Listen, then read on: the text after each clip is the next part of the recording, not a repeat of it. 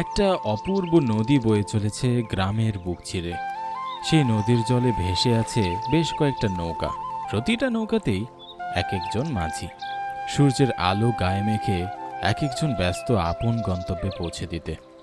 লোকজন নৌকায় চেপে ঘাটে নামছে, কেউ ফিরছে আপন বাড়ি, কেউ বা চলেছে হাটে কিংবা মেলায়।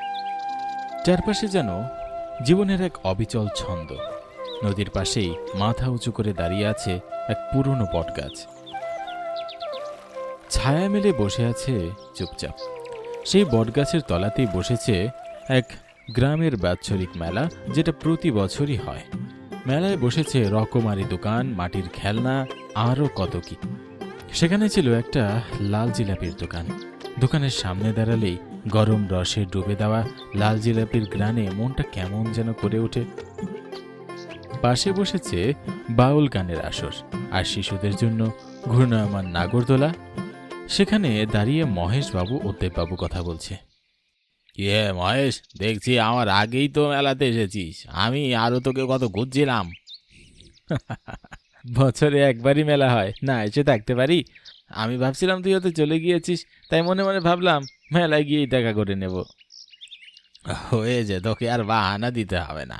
চল গিয়ে গরম গরম জিলাপি খেয়ে আসি। সারাদিন ধরে মেলা নিয়ে গ্রামের প্রতিটি গলি, প্রতিটি আঙ্গিনা যেন কেমন শূন্য হয়ে পড়েছে। দোকানপাট বন্ধ, খেলার মাঠ ফাঁকা, পুকুর পাড়ে নেই কোনো কোলাহল। সবাই মজেছে সেই বট গাছের নিচের বিশাল মেলায়। এই আনন্দের মাঝেই গ্রামের এক প্রান্তে রয়েছে পরিত্যক্ত রাজবাড়ি, যেটা বহু বছর ধরে বন্ধ পড়ে আছে। এই সন্ধেবেলায় যখন সূর্য অস্ত যাচ্ছে, আকাশ লালচে হয়ে যাচ্ছে, ঠিক তখনই রাজবাড়ির দোতলার জানালাটা জ্বলে উঠল। কে জ্বালালো সে আলো? গ্রামের কেউ জানে না, কেউ বোঝেও না। শুধু বাতাস কেমন যেন ভারী হয়ে ওঠে।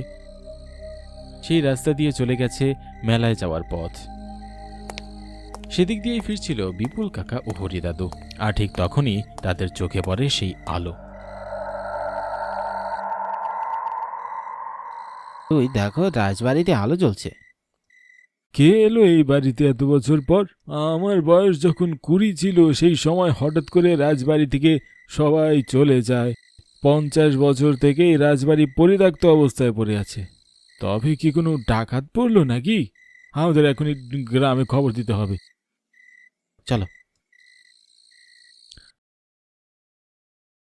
হ্যালো বন্ধুরা, আপনি কি বোর হচ্ছেন, কিছু মজা করতে চান? তাহলে আজ আমি 1xbet নামে একটি অ্যাপ সম্পর্কে কথা বলতে চাই, যেটি সবচেয়ে বিশ্বস্ত বুক মেকার। এখানে মজা করার পাশাপাশি রয়েছে পুরস্কার জেতার সম্ভাবনা। এখানে সমস্ত লাইভ ম্যাচের ফলাফল এবং ম্যাচটি লাইভ দেখতে পারবেন। আপনি স্কোরের ভবিষ্যৎবাণী করে বাজি ধরতে পারেন, যেমন কোন দল জিতবে, কত রান করবে ইত্যাদি। এবং BMW গাড়ি, আইফোন, ল্যাপটপ আরও অনেক কিছু পুরস্কার জেতার সুযোগ রয়েছে। আর হ্যাঁ, বিখ্যাত PSG ও সিরিয়ায় এখানে স্পন্সর, তাই অবিশ্বাসের কোনো কথাই আসে না। এখানে ক্রাশ ও নতুন চিকেন রোড গেম সহ আরও বিভিন্ন ধরনের গেম রয়েছে, যেগুলো খেললেই রয়েছে সহজেই টাকা জেতার সম্ভাবনা। আর রেজিস্ট্রেশন করার সময় আমার প্রচার কোড ওয়ান ডাক ব্যবহার করে প্রথমবার জমাতে পান 12,000 টাকা পর্যন্ত ও ফ্রি স্পিন। আপনি সহজেই পেটিএম, ব্যাংক, বিকাশ, নগদ, রকেট এবং অন্যান্য সহজ পদ্ধতির মাধ্যমে আপনার জেতা টাকা তুলতে পারবেন। আমি অনেকদিন ধরে এটি ব্যবহার করছি, আপনিও এটি ব্যবহার করতে পারেন। তাহলে আর দেরি কিসের? পিন কমেন্টের লিঙ্ক থেকে অথবা গুগলে 1xbet সার্চ করে আমার দেওয়া প্রোমো কোড ওয়ান ডাক ব্যবহার করে রেজিস্ট্রেশন করুন এবং বোনাস পান। রাজবাড়ির সামনে দাঁড়িয়ে গেছে একদল গ্রামবাসী। বাড়ির বিশাল লোহার দরজার সামনে দাদু জোর গলায় হাঁক ডাকেন। কে এসেছে এই বাড়িতে? বাইরে এসো বলছি। ঠিক তখনই লোহার দরজাটি এক বিশাল শব্দে খুলে যায়। বেরিয়ে আসে একটা পুরুষ, উঁচা লম্বা, মুখে গম্ভীরতা, পোশাকে ধুতি আর পাঞ্জাবি। আহ, কি হয়েছে? তোমরা আমাকে এভাবে ডাকছো কেন? আগে আপনি কে? এই পরিত্যক্ত বাড়িতে আপনি কি করছেন? আমরা সকল গ্রামবাসী এটা জানতে চাচ্ছি। এই রাজবাড়ি ছিল আমার পিতামহের। তিনিই ছিলেন এই রাজবাড়ির রাজা। বুঝতে পারলে তোমরা? এই রাজবাড়িতে এখন আমি থাকব। তোমরা এবার আসতে পারো। লোকটির মুখে এমন একটা কণ্ঠ শুনে সবাই কিছুটা অবাক হলো। কেউ কিছু বলল না, একে অপরের দিকে সবাই তাকিয়ে রইল। অন্ধকার গ্রামের পথ ধরে তাদের পিছনে রয়ে গেল রাজবাড়ির বিশাল দ্বার।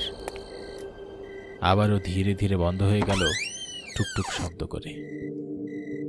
সন্ধ্যা নামতে না নামতেই গ্রাম ঢেকে গেল এক অদ্ভুত নিস্তব্ধতায়।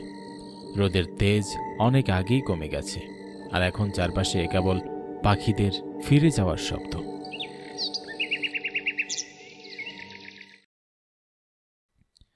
গ্রামের একমাত্র পুরনো মুদি দোকানটাও হয়ে উঠেছে ছোটখাটো আড্ডায়। দোকানটা বিপুল কাকার, বহু বছর ধরে তিনিই চালান এই দোকান। সেখানে বসে আছে গ্রামের দুটি চেনা মুখ, হরিদাদু ও মহেশ। অপেক্ষা করছে কথাবার্তা শুরু হবার। বিপুল কাকা নিজে দোকানের ভিতরে বসে আছেন। হরি দাদু, আমার লোকটাকে ঠিক সুবিধার মনে হলো না গো। সত্যি কি সে রাজবংশের? আমি তো তাই ভাবছিলাম, লোকটার কথাবার্তায় কেমন যেন খটকা লাগলো। আর আমরা ওখানে আর গিয়ে কি করব বল, বেশি মাথা ঘামানো ঠিক হবে না বাপু, বাদ দে। ঠিক তখনই দূর থেকে কারো পায়ের আওয়াজ শোনা গেল। ছুটে এলো দেববাবু, মুখ ভর্তি আতঙ্ক, চোখে যেন কিছু বলার তাড়াহুড়া। কি রে, কি হয়েছে? তুই এত ঘাবড়াচ্ছিস কেন? দাদু, সন্ধ্যা হয়ে গেল, আমার ছোট ভাই বিজুকে কোথাও পাওয়া যাচ্ছে না গো। কি বলছিস? বিজুকে পাওয়া যাচ্ছে না? এক মুহূর্তের জন্য যেন সব স্তব্ধ হয়ে গেল।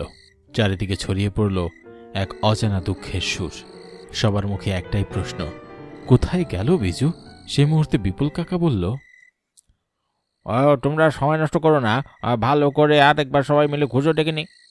হ্যাঁ, একদম ঠিক কথা বলেছে বিপুল কাকা, আমরা সবাই মিলে খুঁজে দেখি, চলো ঠিক পেয়ে যাব। তাদের চোখে তখন ভয় আর আশার মিশ্র প্রতিচ্ছবি। দোকান ছেড়ে একে একে সবাই বেরিয়ে পড়ল। গ্রামের রাস্তায় চাঁদের ম্লান আলোয় ছায়া পড়ছে, পেছনে রয়ে গেল শুধু বাতাসে দুলতে থাকা দোকানের বাতি।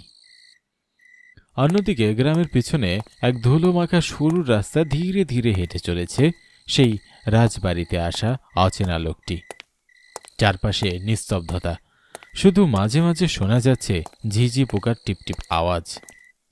লোকটি পুকুর পাড়ের দিকে এগিয়ে যায়, ঠিক তখনই তার চোখে পড়ে পুকুর পাড়ের ঘাটে বসে আছে বিজু। এই যে বাবু, কে আপনি? এত রাতে এখানে বসে কি করছেন? কি হলো, কথা বলছো না কেন? তুমি কথা বলতে পারো না নাকি? ঠিক তখনই পিছন থেকে ছুটে এলো তিনজনের পায়ের শব্দ। দেবু, মহেশ আর হরিদাদু তিনজনেই ক্লান্ত, দুশ্চিন্তাগ্রস্ত, আর চোখ ছলছল করছে আশঙ্কায়। ওই তো বিজু ওখানেই বসে আছে।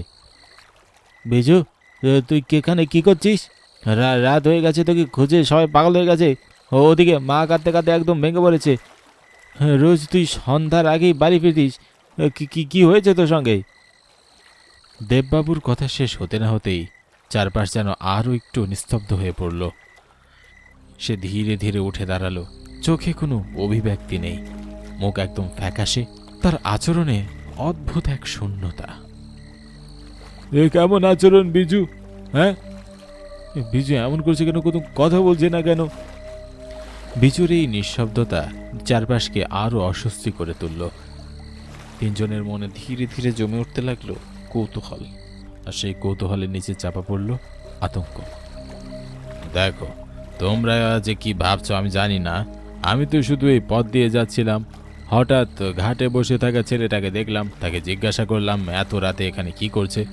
ঠিক তখনই তোমরা এসে পড়লে। আমি বলছি সব এখানে কি করছি। হঠাৎই বিজুর শরীর যেন নিজে থেকেই ঢলে পড়ল মাটিতে। এক ধাক্কায় শরীরটা লুটিয়ে পড়তেই সেই দেহ থেকে ধীরে ধীরে বেরিয়ে এলো এক ছায়াময় অবয়ব, দেখতে অদ্ভুত, একটা ছোট ছেলের অবয়ব, কিন্তু তার চোখ জ্বলছে, দাঁতগুলো অস্বাভাবিক বড়, ঠোঁটে এক বিষাক্ত হাসি। তার উপস্থিতি মুহূর্তেই জমিয়ে দিল চারপাশের আভাস। হরিদাদু বলল, এ কি, কে রে দেবু? তোর ভাইয়ের দেহ থেকে এ কি বেরিয়ে এলো? ও কি বলবে, আমি নিজেই বলছি আমি কে। আমি ঠিক বিজুর মতোই ছিলাম আজ থেকে প্রায় 100 বছর আগে। তোমাদের সামনে যে লোকটা দাঁড়িয়ে আছে তার দাদু এই গ্রামের রাজা ছিল, আর তার ছেলে অর্থাৎ এই লোকটার বাবা ছিল আমার ছোটবেলার বন্ধু, কিন্তু সেটা রাজার সহ্য হতো না, কারণ আমি ছিলাম এক গরিব কৃষকের ছেলে। একদিন আমি আর রাজা ছেলে মিলে বাগানে খেলছিলাম, সেটা দেখে রাজা প্রচণ্ড রেগে যায়, আর রাগের মাথায় আমাকে মারতে মারতে শেষমেশ মেরেই ফেলে। তারপর আমার নিথর দেহটা পুকুর পাড়ে ফেলে দিয়ে যায় রাজা। আমি ফিরে এসেছিলাম প্রতিশোধ নিতে, কিন্তু রাজার এক শক্তিশালী তান্ত্রিক আমাকে বন্দি করে। বন্দি করার আগে সে বলেছিল এই আত্মা আবার ফিরে আসবে ঠিক 100 বছর পর। তাই রাজা আর তার বংশধরেরা রাজবাড়ি ছেড়ে পালিয়ে যায়, আর সেই প্রতিজ্ঞায় 100 বছর পূর্ণ হলো। আমি এখন ফিরে এসেছি। এই রাজবংশের শেষ রক্তবিন্দু এই রাজার নাতিকেই মেরে আমি আমার বহুদিনের প্রতিশোধ সম্পন্ন করব, তবেই আমার আত্মার শান্তি মিলবে। তার কথা শুনে সবাই হতভম্ব। ওই লোকটার গলা শুকিয়ে আসে। সে বুঝতে পারে এবার তার আর রক্ষে নেই। তুমি কেন আমার দাদুর করা অন্যায় শাস্তি আমাকে দিতে যাচ্ছ? আমি তো কিছুই জানতাম না। তোমার মৃত্যুর পিছনে আমার তো কোনো হাত নেই। আমি সে ঘটনার কত বছর পর জন্মেছি। আমাকে কিছু করো না, আমাকে ছেড়ে দাও। ঠিক এভাবেই আমি অসহায় নির্দোষ ও ছোট বাচ্চা ছিলাম। আজ তোকে মরতেই হবে, মরতেই হবে। ঠিক সেই মুহূর্তেই ছায়ামূর্তিটি তার হাত লম্বা করে ওই লোকটার গলা চিপে ধরে। লোকটা ছটফট করতে করতে তার নিঃশ্বাস বন্ধ হয়ে আসে। তার নিথর দেহটা পড়ে থাকে, আর দেহটা তুলে সরাসরি পুকুরের জলে ফেলে দেওয়া হয়। এই ভয়াবহ দৃশ্য দেখে সকলেই হতবাক। তাদের চোখ বড় বড় হয়ে যায়। দেবু কান্নায় ফেটে পড়ে। সে বলে, ছোট ভাইয়ের সাথে কি করলে তুমি? সে তো কিছুই জানতো না। না, তোর ভাই একদম ঠিক আছে। আমি শুধু ওর শরীরে প্রবেশ করেছি। ও কিছুক্ষণ পরেই ঠিক হয়ে যাবে। ও এখন একটু বেহুশ আছে। এই কথা শেষ হওয়ার সঙ্গে সঙ্গে সে ভয়ানক ছায়ামূর্তিটি বাচ্চাটির আত্মা থেকে ধীরে ধীরে বেরিয়ে এসে অদৃশ্য হয়ে যায়।